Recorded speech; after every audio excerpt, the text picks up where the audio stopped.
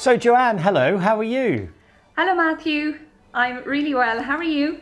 I'm very good, thank you very much. It's very kind of you to take the time out of, I think, what has been probably the busiest weeks of your life working with the Irish Chamber Orchestra. It has been a busy time, but a really exciting and wonderful time. We're just post Kilkenny, of course, our performances in Kilkenny, which were really special. So busy but good. That's fantastic. So before we get on to talking about Kilkenny, can you just tell me, how did you find the Irish Chamber Orchestra? I think in many ways the Irish Chamber Orchestra found me, and as somebody who is really passionate about the arts and about helping people, it just seemed to tick both of those boxes, both from the point of view of the performance side of the organisation with the orchestra itself, and then of course with our wonderful community outreach programmes, Sing Out with Strings and the Irish Chamber Orchestra Youth Orchestra. So I applied and here I am. and how many weeks later is it at this moment? How long have you been with us? So I'm now at the start of my 13th week. So I have been, just over the 3-month mark, and it's been wonderful. I started the role during lockdown, and as you can see, I'm still working from home, but you know, Jerry, Katrina, Charlotte, Margaret, yourself, our new marketing manager Ronan, and our wonderful colleagues in the orchestra have all been so warm and welcoming. So they've made it much easier than people might think starting a job during a pandemic would be. So it's been fantastic. Yeah, well, I have to tell everybody just a little bit of publicity for Joanne. I can't imagine anybody would have been able to do what you have done over the last months, because you've jumped in and joined in, and it really has been fantastic. And it's been amazing that you've been getting involved in the massive variety of social media projects that we've been doing. So what's that been like, for having to kind of suddenly go from fundraising and development and then suddenly be involved in a lot of social media projects? So thank you very much for those very kind words. And again, you know, yourself and the others have made it very easy for me to jump in and out of projects. A big part of fundraising and development is communications, Matthew. So I'm delighted. It's a big part of my role as well to be involved in the shaping of the fundraising narrative for the Irish Chamber Orchestra. You know, everybody has been working so hard in producing really wonderful video series, like our most recent one during the interval, where our colleagues of course have spoken about their lives before, during the lockdown, and what they're looking forward to afterwards. So it's been a really creative and collaborative experience to work as part of our social media planning crew, with you of course leading the way. Don't say that. Katrina will sack me if she thinks I'm in charge. And so now, how was that sort of led into all the musical part of the job? Because obviously at the beginning there wasn't any music, so because everything was cancelled. So how has that been for you? So it's certainly been challenging from the point of view of, you know, wanting to see the wonderful Irish Chamber Orchestra play live, but not having the opportunity to do so. So I had been watching endless videos on YouTube and listening to Jerry and Katrina and the others, you know, about just how special and magical the Irish Chamber Orchestra is, both from a performance point of view, but also from the point of view of being a family unit. So I've been trying to experience it vicariously up to the point of the Kilkenny performance. And then, I mean, when I got to see the orchestra play live, it really was an experience that I'll never forget. It just, the only way I can describe it is it cracked me right open.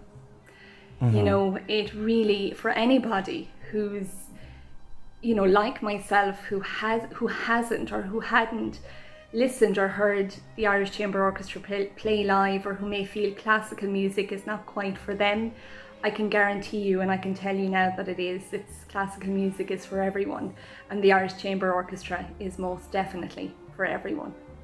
Wow, that's a what a lovely thing to say. Thank you very much first of all.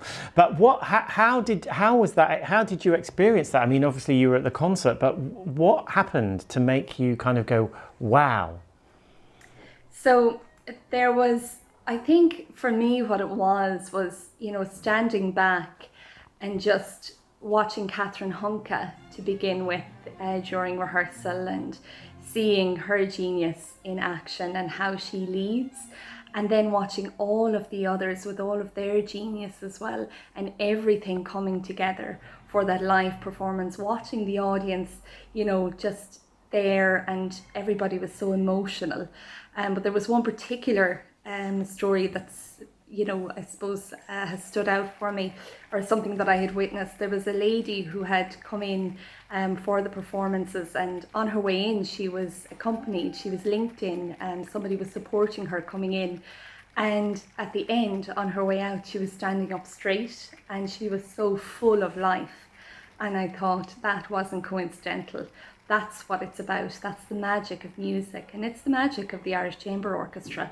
I can't imagine that happening at every performance, Matthew. So that really, all of those component parts put together, were a real turning point in terms of me being able to really soak up what the Irish Chamber Orchestra is and what we're about. Mm-hmm. That's fantastic, because not having a background in classical music and to be able to experience that in one concert is really special, I think. It was, and that's also a testament to the executive team as well, to Katrina and Jerry, who work really, really hard and work tirelessly, and our board as well. So everyone pulling together to create this otherworldly experience is what I have been describing it as, for our audience, and our audience playing a big part in that as well themselves.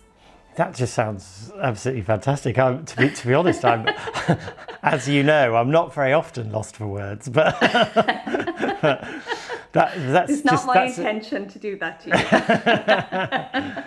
That's absolutely brilliant. Well, so just before we finish, what are you looking forward to most then about the next thing with the Irish Chamber Orchestra for you? Oh, well, I'm really looking forward to, going to the live performances more and more and more, because the orchestra, of course, are at the heart of the organisation, and from the point of view of my role, that is something that is so important for me to experience when I'm conveying to potential funders and investors what it is that is so special about the Irish Chamber Orchestra. And I'm really looking forward to, just putting in place, from a development of fundraising point of view, different campaigns, different ideas. I mean, it's wonderful that our Sing Out With Strings online website has received seed funding from AIB. And that's going to be a website that will allow us to broaden our reach, Matthew, as well, nationally, and I think, and we believe, internationally too. And so, building upon that funding, building upon that website, looking at our youth orchestra and securing funding for that as well going forward. And so lots of different exciting projects, and working, of course, with yourself and the rest of the team on our social media planning. That will be really, really special. Well, that's all absolutely fantastic. That's so brilliant. It's really lovely of you to take time, Joanne. I really appreciate it. And actually also the other thing that people might not know is that although we've had lots of conversations across the internet, we have yet to meet in person. Yes. And what a day that will be. Indeed. I look forward to it enormously. Absolutely. Okay. Thank you so much. Thank you very much, Joanne. Take care. Have a good day. You too, Matthew.